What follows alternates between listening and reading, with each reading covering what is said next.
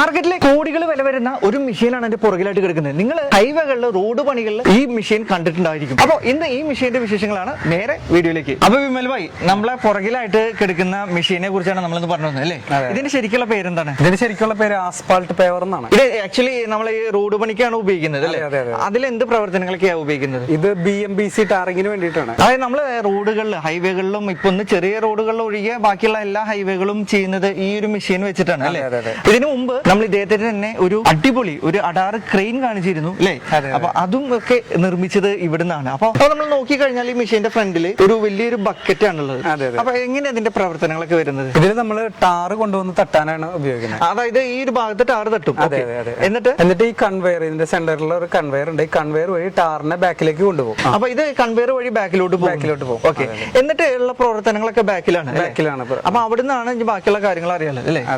ഇതാണ് സ്ക്രീഡ് എന്ന് പറയുന്ന ഭാഗം. ഈ സ്ക്രീഡ് നമുക്ക് എത്ര വേണമെങ്കിലും അഡ്ജസ്റ്റ് ചെയ്യാം. റോഡിന്റെ വിഡ്ത്ത് നമുക്ക് എത്രയാണ്, ഇപ്പൊ 4 മീറ്റർ ആണ് നമുക്ക് ടാർ ചെയ്യേണ്ടതെന്നുണ്ടെങ്കിൽ നമുക്ക് 4 മീറ്റർ ഇത് തള്ളി പുറത്തേക്ക് കൊണ്ടുവന്ന് നമുക്ക് ടോട്ടൽ ഈ സ്പാനെ നമുക്ക് അഡ്ജസ്റ്റ് ചെയ്ത് വെക്കാനായിട്ട് പറ്റും. ഇത് നമുക്ക് 1.5 മീറ്ററോളം ഇത് പുറത്തേക്ക് വരും. അങ്ങനെ ടോട്ടൽ നമുക്ക് ഒരു 5 മീറ്ററിന്റെ അടുത്ത് നമുക്ക് ടോട്ടലായിട്ട് തുറന്ന് പിടിച്ച് നമുക്ക് ടാർ ചെയ്യാനായിട്ട് പറ്റും. നമ്മൾ ഫ്രണ്ടില് ടിപ്പറിൽ കൊണ്ടുവരുന്ന ടാറ് ഫ്രണ്ടിൽ തട്ടിയതിനു ശേഷം ഇതിന്റെ സെന്ററിൽ കൂടെയുള്ള കൺവെയർ വഴി മെഷീന്റെ ബാക്കിലേക്ക് എത്തുന്നു. ഈ ബാക്കിൽ എത്തുന്ന ടാറിനെ 2 സൈഡിലേക്ക് സ്പ്ലിറ്റ് ചെയ്ത് അതിന് വേണ്ടി ഒരു സ്ക്രൂ കൺവെയർ കൊടുത്തിട്ടുണ്ട്. ആ സ്ക്രൂ കൺവെയർ വഴി 2 സൈഡിലേക്കും ടാറിനെ പരത്തുന്നു. അതിനുശേഷമാണ് കറക്റ്റ് ലെവലിന് ഈ സ്ക്രീഡ് എന്ന് പറഞ്ഞാൽ നമ്മുടെ ഈ ഭാഗം കറക്റ്റ് ലെവലിൽ ഇതിനെ ഫിനിഷ് ചെയ്ത് വരിക. ആസ്ഫാൾട്ട് പേവർ ഫിനിഷർ എന്നാണ് ഈ മെഷീന്റെ ശരിക്കുള്ള പേര്. അപ്പൊ റോഡ് നല്ല ഫിനിഷിങ്ങോട് കൂടി ടാർ ചെയ്ത് വരും. ഈ മെഷീന്റെ പ്രത്യേകത എന്ന് പറഞ്ഞാൽ ഇത് നമുക്ക് ഹൈഡ്രോളിക്സ് ആണ്. ഇതിന്റെ എൻറ്റയർ ഹൈഡ്രോളിക്സിൽ വർക്ക് ചെയ്യുന്ന ഒരു മെഷീനാണ്. ഇതിന്റെ എല്ലാ ഭാഗങ്ങളും ഹൈഡ്രോളിക്സിലാണ്. അപ്പൊ ഇതിന്റെ എഞ്ചിൻ ഉപയോഗിച്ചിരിക്കുന്നത് JCBയുടെ ഭയങ്കര ഹെവി ആയിട്ടുള്ള എഞ്ചിനാണ്. ഇതിന്റെ ഓപ്പറേഷൻ ഭയങ്കര എളുപ്പമാണ്. പിന്നെ നമുക്ക് ലോഡിങ് ആൻഡ് അൺലോഡിങ് ചെയ്യാനായിട്ട് വളരെ എളുപ്പമാണ്. ഈ കാലുകളാണ് ഇതിനെ സ്റ്റെബിലൈസർ എന്നാണ് പറയാ. നമ്മുടെ ക്രെയിനിലൊക്കെ ഉപയോഗിക്കുന്ന കാലുകളാണ്. ഈ കാലുകളുമ്പോൾ നമുക്ക് 5 അടിയോളം മെഷീനെ മുഴുവനായിട്ട് പൊക്കാനായിട്ട് പറ്റും. അത് നമുക്ക് വെറുതെ ഇങ്ങനെ ഈസി ആയിട്ട് വലിച്ചിടാവുന്നേ ഉള്ളൂ. ഇങ്ങനെ നമുക്ക് തുറക്കാൻ പറ്റും. ഇത് ഓടുന്ന സമയത്ത് ഇതുപോലെ ഇങ്ങനെ അടഞ്ഞിരിക്കും.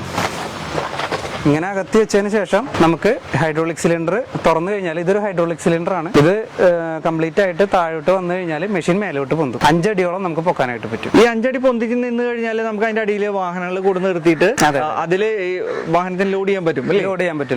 ലോഡ് ചെയ്യാനും പറ്റും.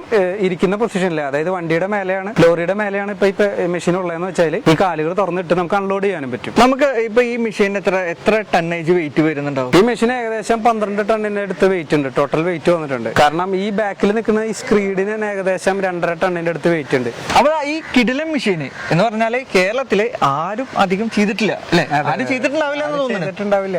ഓക്കെ. അപ്പൊ അത്ര ഒരു മെഷീൻ, അത് ഏകദേശം മാർക്കറ്റില് കോടികളാണ് ഇതിന് വില വരുന്നത് അല്ലെ? അപ്പൊ അതിനെയാണ് നമ്മളെ ഈ കേരളത്തിലെ ഇൻഡസ്ട്രിയൽ എസ്റ്റേറ്റിൽ ഉണ്ടാക്കിയിരിക്കുന്നത്. അത് ബഡ്ജറ്റ് ഫ്രണ്ട്ലി ആയിട്ട് ഉണ്ടാക്കിയിരിക്കുന്നു. അപ്പൊ വിമൽ ഭായിനെ കോൺടാക്ട് ചെയ്യാനുള്ള നമ്പർ നമ്മളെ വീഡിയോന്റെ കമന്റിൽ ഫസ്റ്റ് കമന്റ് ആയിട്ട് നമ്മൾ വെച്ചിട്ടുണ്ടാവും. അപ്പൊ അതിൽ അദ്ദേഹത്തിനെ വാട്സാപ്പിൽ കോൺടാക്ട് ചെയ്യാം. ഇതുപോലെ മിഷനറീസോ അല്ലെങ്കിൽ മെഷീൻസോ ഒക്കെ ഉണ്ടാക്കാൻ വേണ്ടിയിട്ട്.